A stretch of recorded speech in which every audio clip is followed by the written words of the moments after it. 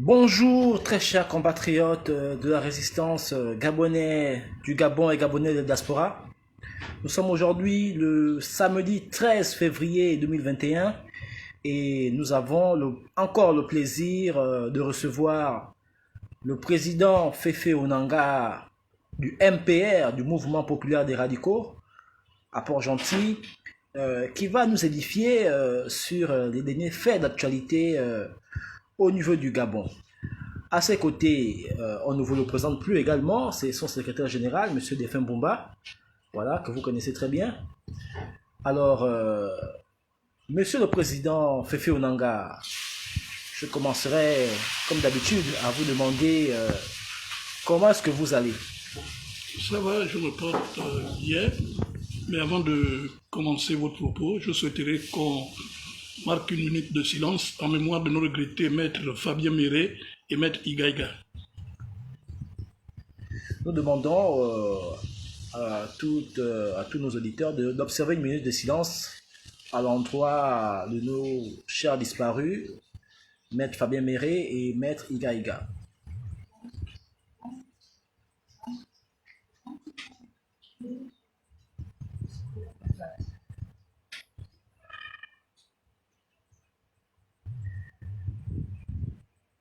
Voilà, ceci étant fait, Monsieur Féfé Onanga, alors, l'actualité gabonaise est dominée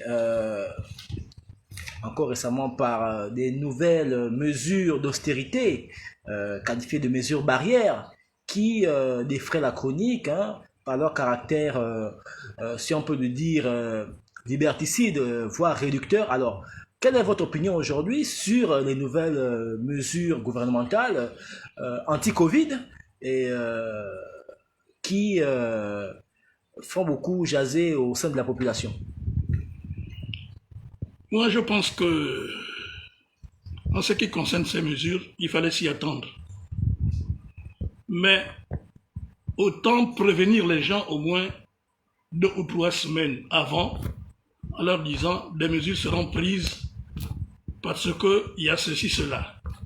Mais on prend des mesures de manière brutale et les gens ne se préparent pas d'abord. Nous prenons le cas des dernières mesures qui ont été prises.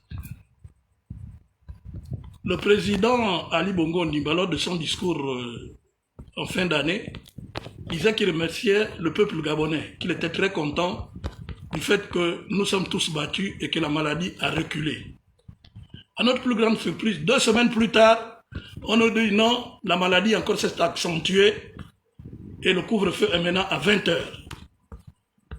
On commence le couvre-feu à 20h. 3 semaines plus tard, on nous dit non, ça continue à grimper. Le couvre-feu est maintenant à 18h. Nous parlons d'abord de couvre-feu. Parce que les mesures barrières, chacun doit les respecter parce que ça va de la vie de chacun et celle des autres. Mais c'est surtout le couvre-feu qui nous étonne. Ce que nous aimerions savoir, pourquoi les heures de couvre-feu,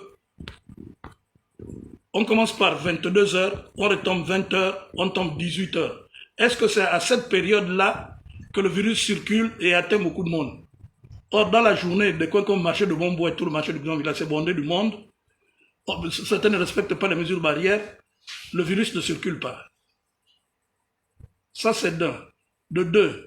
Et quand ils prennent ces mesures, Ils oublient les mesures d'accompagnement. Comme le disait quelqu'un à une live que j'avais suivi là, mon ami Dawendje, qui parlait des mesures d'accompagnement.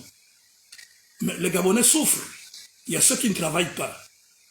Pire encore, le ministère du Travail ne voit même pas les horreurs du travail parce qu'un fonctionnaire qui habite Ntoum et qui travaille au ministère des Affaires étrangères, il sort à 16 h, il ne peut pas se retrouver à 18 h en Ntoum, ce n'est pas possible avec les embouteillages.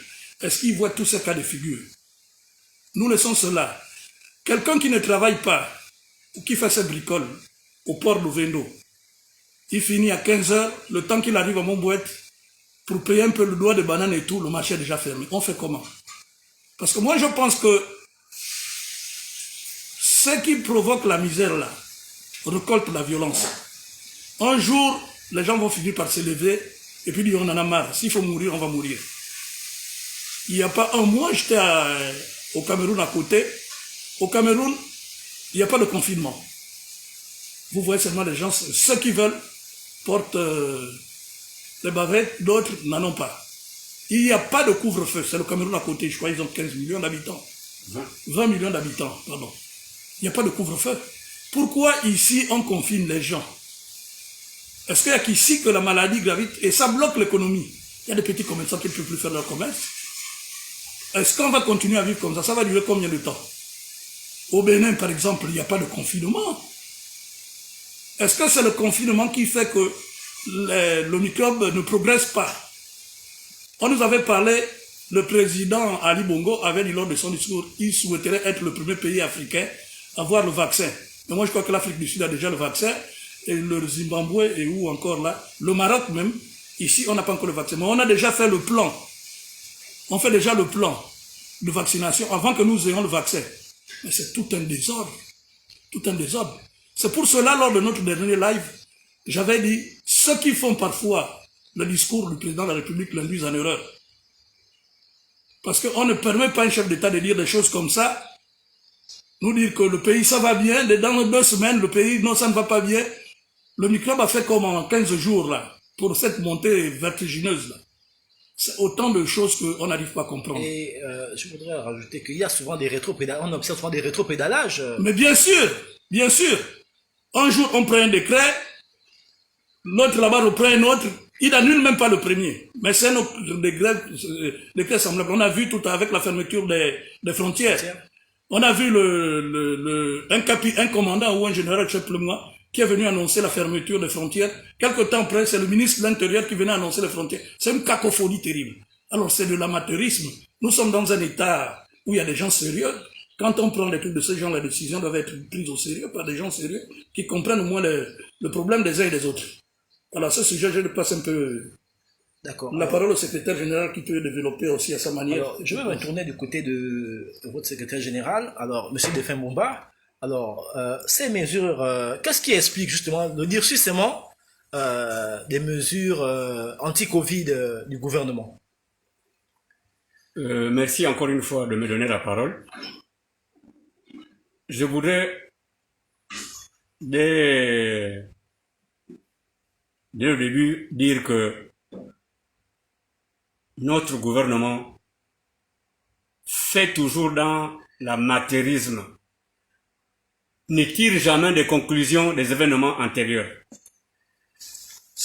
Et prenons le cas de la Chine. Voilà un pays qui a prouvé au monde entier qu'on peut faire d'une difficulté une opportunité. La pandémie a démarré en Chine. Ça a fait des milliers et des milliers de morts. Aujourd'hui, l'économie chinoise est la plus flamboyante. Ils ont tiré des conclusions, ils ont tiré des conséquences et ils ont pris des mesures adéquates. Ça, c'est une chose. La deuxième chose, tout le monde, je veux dire, le monde entier savait que il y aurait une deuxième vague dans chaque pays. Mais il appartient à chaque pays de se préparer en conséquence. Nous sommes bien d'accord? pour le cas du Gabon, moi j'ai dit par principe, toutes les mesures prises dans le cadre de la protection sanitaire des populations sont les bienvenues. Ça c'est par principe. Mais les manières, la manière de faire de notre gouvernement laisse à désirer. Nous amène à nous poser des questions. Comment, comme l'a dit le président de la République vient féliciter les Gabonais le 31 décembre. Féliciter les Gabonais, dire que les Gabonais, vous êtes cités en exemple pour avoir lutté. Mais aujourd'hui, en l'espace de 2 semaines, il est contredit par ses collaborateurs qui disent que non, c'est faux. Il faut confiner. Il faut le couvre-feu. Systématiquement. Et la brutalité dont parle le président, c'est vrai. Entre le discours du président, le deuxième discours du président et la conférence de presse des gouvernants qui vient annoncer les mesures, vous voyez combien de temps là? Est-ce que ça laisse le temps à la population de se préparer, de faire des provisions? Parce qu'au moment où nous parlons là, quand on a dit que plus personne ne parle de Libreville à l'intérieur sans faire ceci, sans l'autorisation du ministère de l'Intérieur, ainsi de suite, est-ce qu'on parle le matin à 8 h au ministère de l'Intérieur, demander une autorisation et on l'obtient avant 15 h pour quelqu'un qui veut partir de Libreville à Port-Gentil? Est-ce qu'on fait le test dans le même délai? Ça nous prouve que c'est trop brutal. C'est très très très brutal. Et dans le syndicat, qu'est-ce qu'on fait? On demande aux syndicalistes de déposer un préavis de grève avant de rentrer dans la grève proprement parlée. Pourquoi? Parce que ça laisse au gouvernement ou à la société le temps de se préparer en conséquence. Mais on prend les populations comme pour quantité négligeable. On ne sait pas si vraiment ces gens-là ont conscience de ce qu'ils sèment. Et c'est pas tout. Les mesures d'accompagnement dont a parlé le président. Je voudrais attirer votre attention sur une étude qui est sortie récemment où il est dit que le Gabon ne figure pas parmi les 20 meilleurs pays africains. Bon, moi je vous prends au mot, mais sauf que j'ai entendu le président dire que nous étions félicités. Je vous prends au mot. Bon, les mesures d'accompagnement. En France, comme c'est le pays de référence de nos gouvernants, la France soutient des pans entiers de l'économie française, jusqu'aux petits métiers. Qu'en est-il au Gabon? On a fermé les bars. Qu'est-ce qui a été fait à l'endroit de ces gens-là? Aujourd'hui, on ferme le Mutuki. Combien de gens exercent dans cette activité? Que vont-ils devenir demain? Pour la plupart, je pense 90% de ces gens-là, qui sont des étrangers, sont des locataires. Quelles sont les mesures que l'État a prises à leur endroit pour qu'ils ne sombrent pas dans le grand banditisme qui est devenu le sport national ici, même au Gabon, avec l'insécurité? Qu'est-ce qui a été pris? Ça, ce n'est qu'un exemple. Mais et puis, on avait le temps de s'organiser pour éviter cette montée vertigineuse de contamination. Moi, j'ai entendu, juste après le discours du président, il y avait une conférence au cours de laquelle un des ministres a dit que les contaminations sont du fait des gens qui ont foulé le sol gabonais.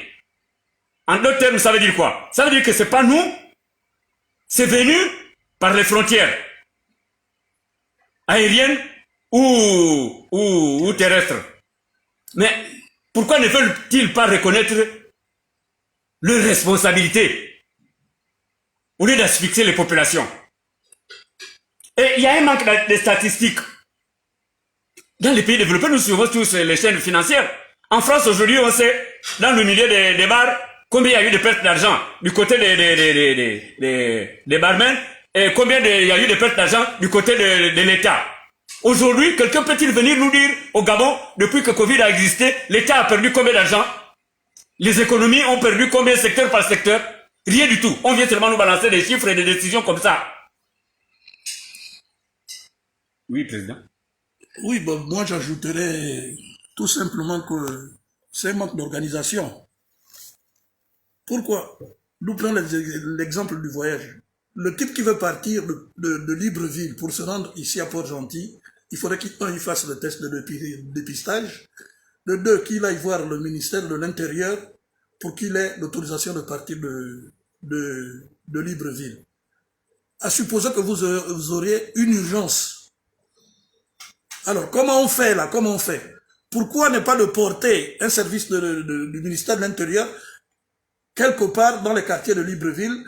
Essayer de centraliser ça pour que ça aille plus vite. Pourquoi ne pas faire des centres de dépistage, un à Lambaréné, un à Port-Gentil? Pour dire que tous qui partent de Lambaréné, de Chibanga, pour Libreville, soient dépistés à Lambaréné. Ceux qui partent de Mouila, pour Libreville, doivent être dépistés à Lambaréné. Mais ça ira vite. Le mettre même carrément à Bifoun, c'est mieux, parce que ceux qui viennent aussi de Ndiolé, du Olentem peuvent être dépistés là. Et ici, à Port-Gentil, notre centre de dépistage. Pourquoi tout est concentré à Libreville? Cependant, nous avions les moyens de faire cela. Mais Président, avec votre permission, moi j'appuie votre observation, parce que pas plus tard que hier à RFI, j'ai écouté ce que le nouveau président a mis en place comme mesure pour venir à bout au sujet de la vaccination. Aujourd'hui, il y a la vaccination même dans les grands magasins aux États-Unis, dans les pharmacies. C'est-à-dire que tu trouves le vaccin à portée de main. Mais pourquoi on ne copie pas ce qui est bien chez les autres? Moi, je ne comprends pas. Il y a un manque de volonté politique. Il y a un manque de volonté politique vis-à-vis de membres du gouvernement. Et ce que je ne comprends pas est que depuis que le président Ali est là, on change de premier ministre, on change de ministre. Est-ce que c'est parce que si le premier ministre est incompétent ou si les ministres sont incompétents que ça ne marche pas? Osouka, ça fera combien de mois qu'elle est là? Je n'ai rien contre elle. Les 100 premiers jours, Lobby là. Ben, on ne sait pas. Il n'y a rien. On ne voit pas les grues passer. On ne voit pas le ciment passer pour dire qu'on construit. Non. Tout le temps, on passe à la télévision, on fait du bruit. Tout le temps, c'est... Maintenant, ce qu'on a eu, c'est le Covid. Qu'est-ce que vous avez fait de l'argent que vous avez emprunté pour ça? Cet argent est parti ou qu'est-ce que vous avez fait? De tout ça, on a besoin de ça. Essayez de nous éclairer là-dessus. Sauf les mesures que vous prenez pour nous... Enfin, nous mettre en prison, ça c'est une prison à ciel ouvert. 18 ans, vous vous imaginez, des grands garçons vont dormir, on fait quoi? Et là, vous allez provoquer beaucoup de grossesse. Est-ce que nos gens auront le temps de... C'est tout. On va payer tout ça avec quoi? Alors, vraiment, ça laisse à désirer. Le président a raison. Vous savez, moi j'ai dit, gouverner, c'est prévoir. Parce que quand vous voyez Laura, nous qui habitons dans les mêmes maisons que les rats, parce que eux là-bas ils ne voient pas ça. Ils ont des gardes, Laura ne peut pas passer leur portail. Mais nous habitons dans les quartiers qu'ils connaissent là, dans les mêmes maisons que les rats. Les rats sont nos voisins immédiats. Quand tu vois un rat traverser là, sortir de son trou, venir vous trouver au salon, c'est la fin. Le rat n'a plus peur, mais c'est la fin qui l'amène partout, qui l'amène à affronter les dangers. Quand vous asphyxiez le peuple comme vous le faites là, sans mesure d'accompagnement, ne soyez pas surpris demain que ça vous soit retourné d'une autre manière. Parce que votre affamé n'a point d'oreille. Moi, je dis aussi, qui sème la misère récolte la violence. C'est clair, comme de l'eau de roche. Donc, à vous de choisir.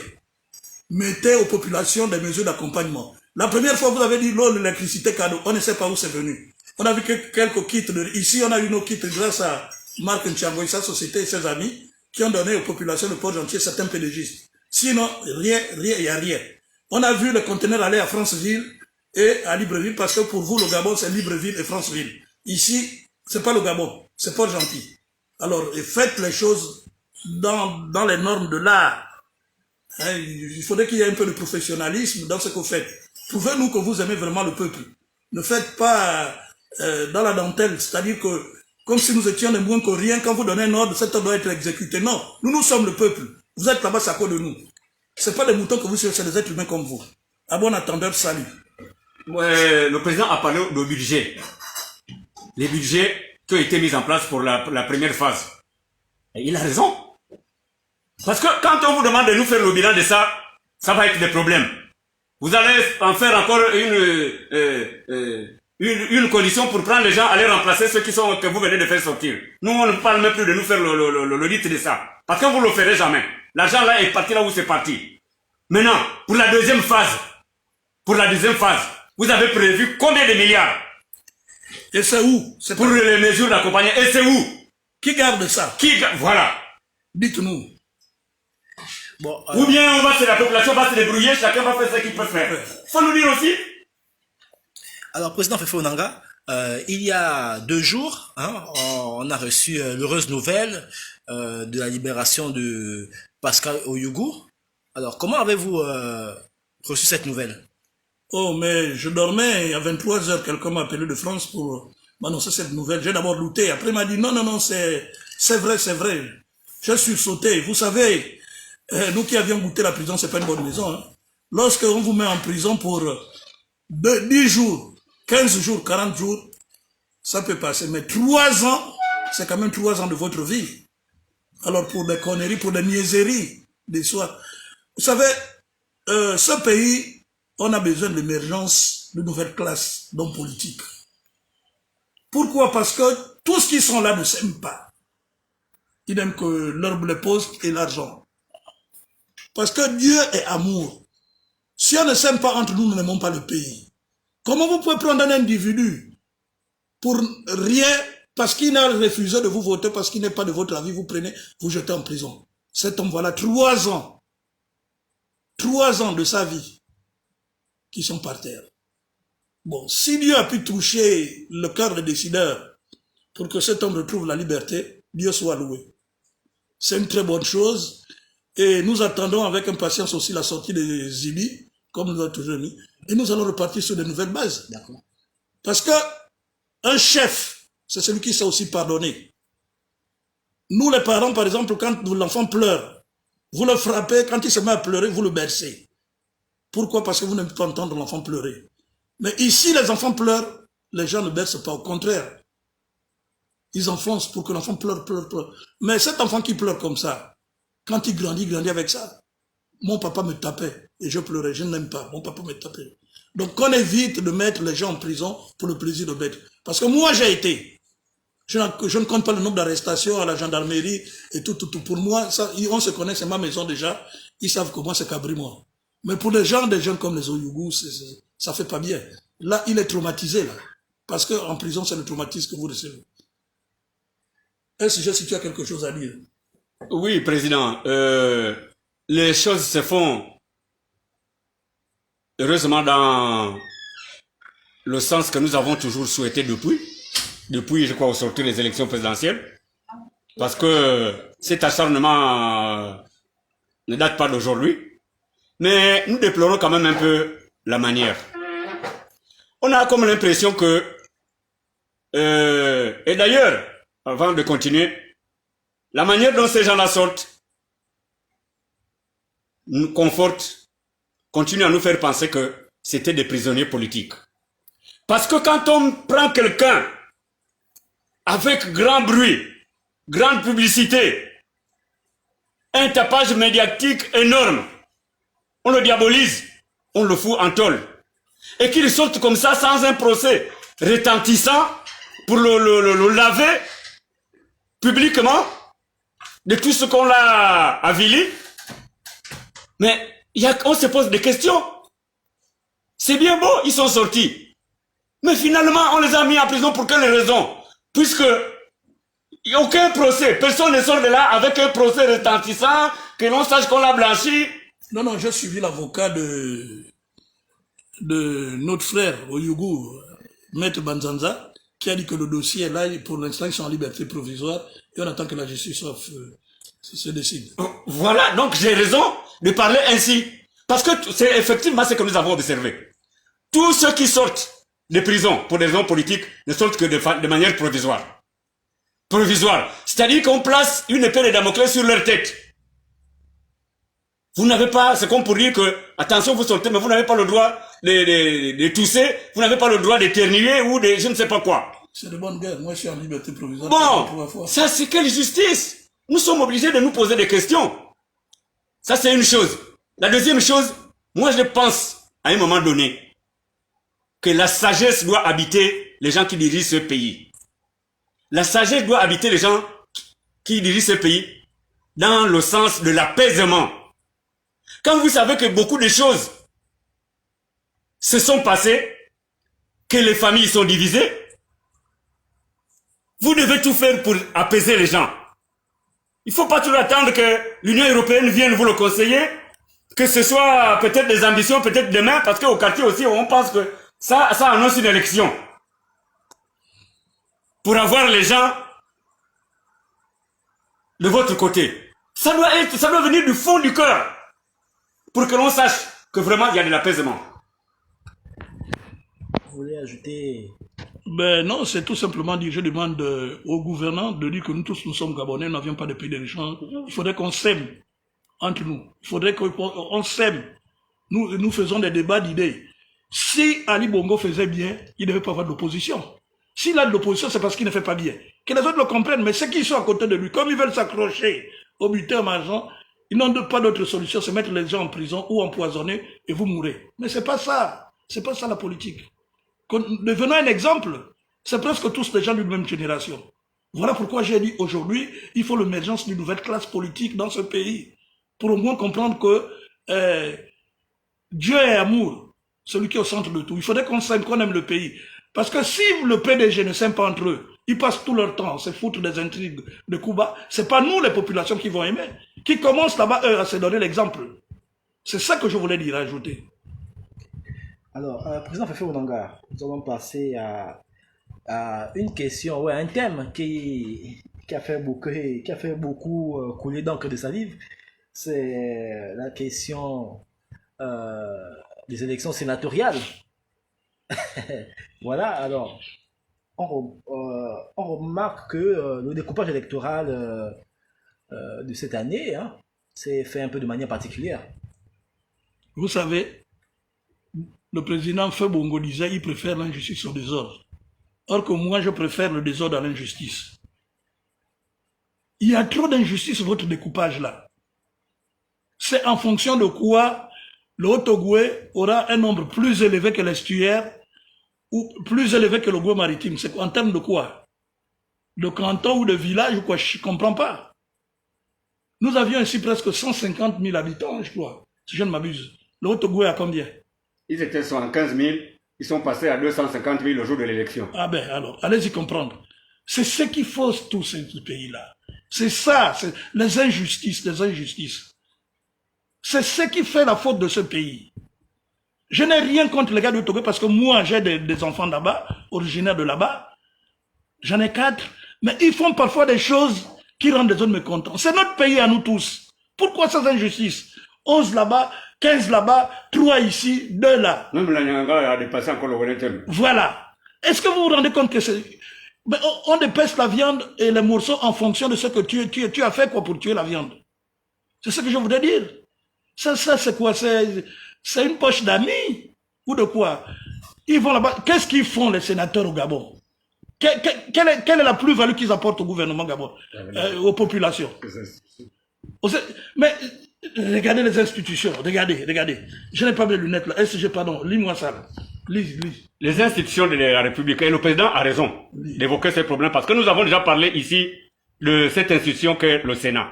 Nous avons pris pour exemple le Sénégal. Macky Sall est en train de faire des merveilles au Sénégal. C'est pas possible. Ils ont fermé le Sénat. Et les Sénégalais n'en sont pas morts. Cet argent, excusez-moi, lui permet de réaliser beaucoup de choses. Allez-y au Sénégal. Vous allez voir la différence. Mais excuse-moi, avant d'aller, je donne encore un autre exemple. C'est ça, par exemple, que Ntchango, le maire Ntchango a fait ici. Par exemple. Il a enlevé les conseillers qu'Aperan avait mis, les conseillers fictifs, parce que c'était ses amis. Et ça lui fait une manne financière, je crois, de plus de 80 millions. Mais il donne cet argent pour que comment vous l'appelez, la société qui construit la route, essaye de nous badigeonner les routes. Aujourd'hui, à côté de Choma, voilà une route qui se fait. Il y a un canal là-bas. Il y a un canal. On a besoin de ça. On a besoin de développement du pays. On n'a pas besoin de tous ces dungourous là pour prendre l'argent du pays, manger cadeau. Et c'est un peu de l'île nombre et vous verrez ce que ça donne. Donc, vous voyez, l'Assemblée nationale, 7 milliards et demi. Et que le personnel, il y en a combien? 814. Voilà. 143 députés. Nous étions à 120 députés. Pourquoi 143? Pour toi, 143. Donc vous ne pensez qu'à vous, jamais au peuple. Voilà pourquoi Au lieu de rester à 120 et de penser à construire des écoles, vous passez à 140. Pour quelle raison? La présidence de la République, 6 milliards 4. Et là, il y a matière à débat. Parce que quand on voit les chiffres donnés par Maï Moussi, qui est un expert,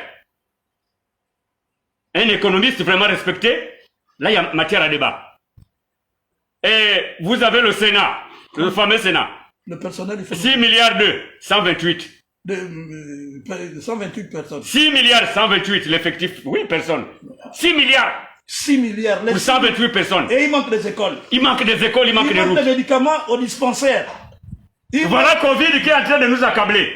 Mais il y a 6 milliards qu'on doit partager entre 128 personnes.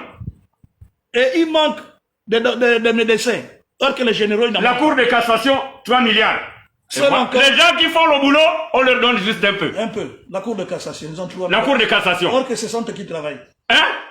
3 milliards et ils sont 360 par rapport à 128 qui se partagent 6 milliards. La Cour constitutionnelle, 2 milliards. Encore. Ils ont 99.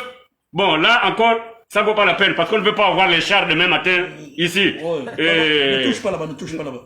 Je ne touche pas. Oui, non, passe. Peut-être, voilà. Nous, on ne veut pas avoir les chars là-bas, donc on laisse, on passe. Laisse. Voilà. La Commission nationale de lutte contre l'enrichissement illicite, voilà un truc aussi fictif. Ils ont 50 personnes. Ils font quoi? Ils mangent quoi? Ils boivent? Ils font quoi? On vole tous les jours, on mange tous les jours. Est-ce que c'est là? Mais c'est du n'importe quoi, le Gabon. N'importe quoi, enrichissement illicite.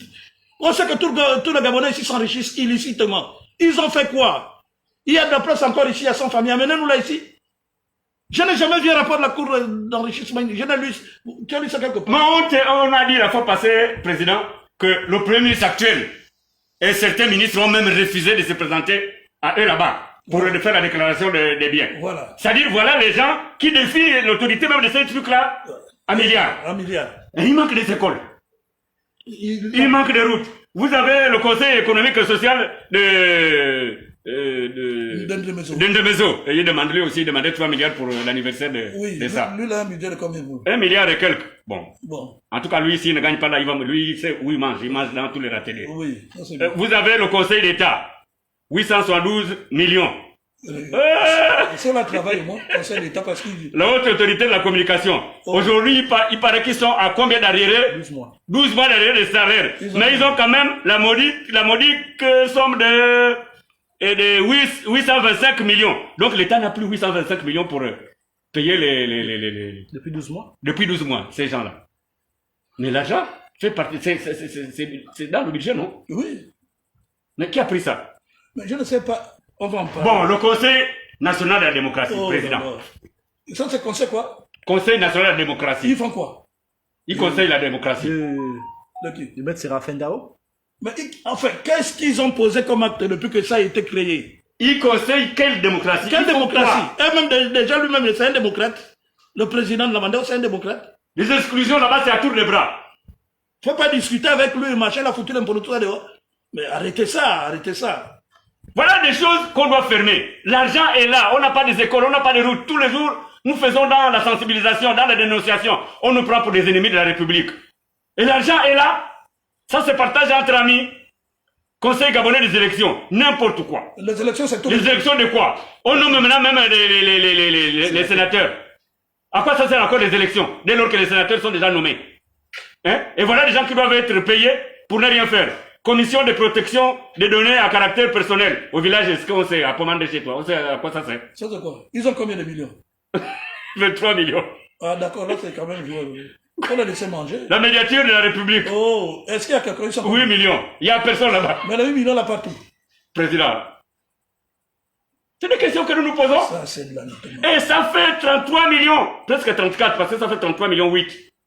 Comme ça, qui se balade entre amis, qui se partagent.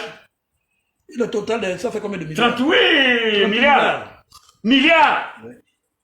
Il a 38 milliards. Il y a combien d'écoles là? Si on fait des économies là, si on ferme certaines institutions, faire valoir. Le Sénat d'abord, le Sénat là, ça nous sert à quoi? À quoi sert le Pour Sénat? voter pour la deuxième fois les pénalisations qui a été déjà votée à l'Assemblée nationale. Il y a la chambre d'enregistrement de l'Assemblée nationale, ici votre Assemblée nationale. On en fait encore le Sénat quoi? Moi je dis, et je le répète, que si ce pays est comme ça, c'est la faute des députés. Ils sont les responsables. Et ça, je martèle là-dessus. Parce que si les députés jouaient leur rôle, qui est surveiller l'action du gouvernement, le Gabon ne serait pas comme ça. Mais on nous envoie parfois à l'Assemblée nationale de Béni, oui, des gens qui vont dormir. On s'acquiert un peu des députés, c'est quand, par exemple, à courir prendre la parole pour essayer ou comme Kangari avait dit au Premier ministre, dis-nous que tu as pris le temps. Voilà, c'est ce dont on a besoin. Ils vont justement accourir. Voilà des gens dont on a besoin. Comment voulez-vous qu'il y ait un ministre qui a été décrié, au Ghana, ministre des Finances, il a été décrié, il part, il vient se cacher à l'Assemblée nationale. Mais on devait enlever l'immunité parlementaire pour se retrouver devant les tribunaux. Pourquoi on l'a fait pour... vous me cherchez pourquoi? Comment vous l'appelez? Vous me cherchez pourquoi? Vous me cherchez pourquoi? Vous me cherchez... Oui. Tonangoy, c'est lui, non? Oui, Tonangoy. Qui est en prison? Il était bel et bien...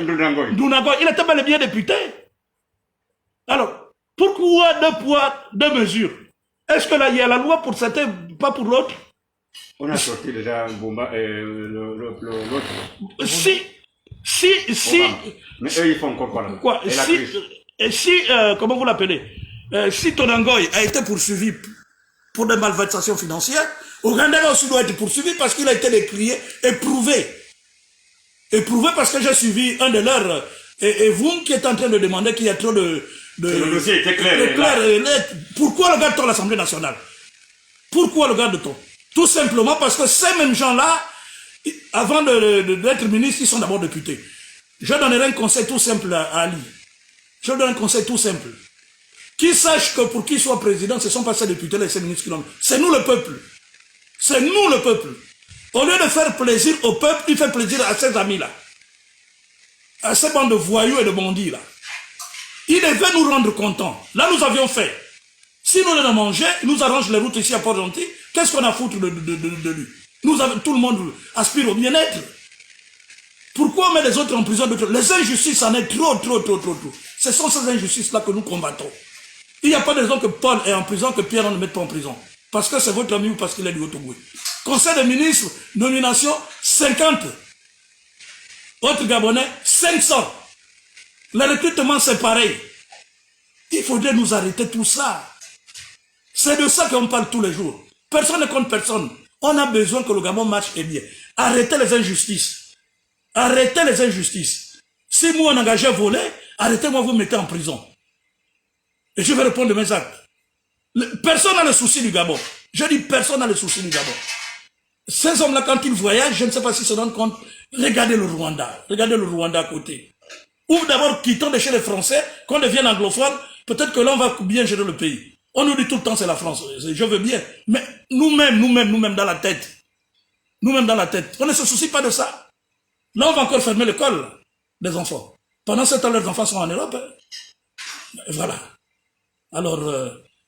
Non, le président va conclure tout à l'heure là. Moi, je voudrais quand même... ça n'arrive pas souvent. Tirer mon chapeau à la Cour des comptes. Voilà. D'après les rapports qui nous viennent de là-bas, nous avons une institution qui prouve que au Gabon, on peut faire son travail. Parce que c'est grâce à la Cour des comptes que nous avons appris que 30% seulement du budget de l'État gabonais est exécuté. Mais les 70% là vont où? Vraiment. Ça, c'est une information capitale. Parce que c'est pas, ça ne bénéficie pas à la population. La preuve, il y a un manque de route. Il y a un manque d'école. Le président a parlé de grève des enseignants. C'est récurrent. Systématiquement, à chaque rentrée scolaire, il y a une grève. Alors que le ministère de l'Éducation sait que pendant 6 mois, 8 mois, c'est une période pour régler définitivement les problèmes des enseignants. Mais ils ne font rien.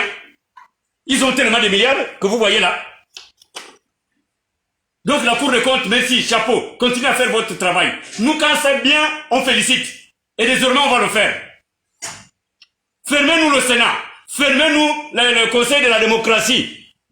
Ça ne vaut rien du tout. Même le truc que vous n'arrivez plus dont vous n'arrivez plus à payer les salaires là. Faut fermer ça là.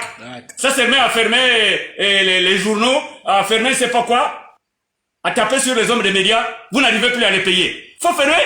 N'ayez pas honte. La médiature. Fermez. Ça sert à quoi?